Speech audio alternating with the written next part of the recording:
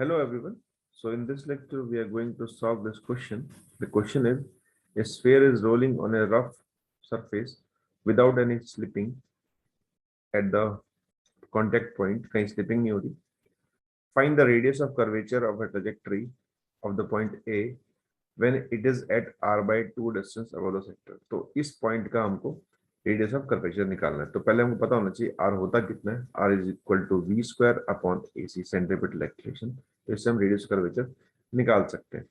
तो अगर ये नो स्लिपिंग कर रहा है दैट मीन्स कि जिस ओमेगा से ये घूम रहा है, तो अगर इस पॉइंट की बात की जाए तो चलने वाली स्पीड ये, घूमने वाली आर ओमेगा. तो नो स्लिपिंग के लिए हम बोल सकते हैं कि v minus R omega net speed हो गई इस पॉइंट की, और ग्राउंड के पॉइंट की स्पीड जो है वो जीरो है. तो जीरो नहीं चाहिए, तो v equal to R omega तो होगा ही होगा. तो नो स्लिपिंग. ठीक.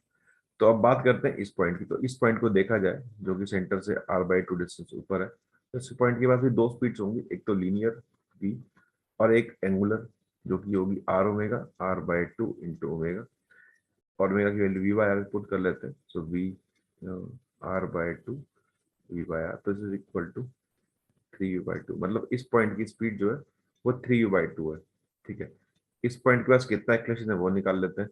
तो एक्लेशन सेंटर की तरफ होगा, नीचे परपेंडिकुलर वाला AC. This is equal to omega square जितना रेडियस है उसका r बाई 2, क्योंकि ये कैसे घूम रहा होगा.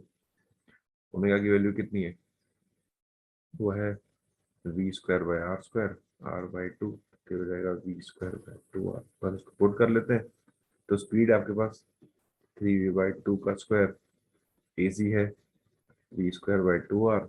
जब पुट करेंगे इसको, this will equal to 9 v square by 4 into 2r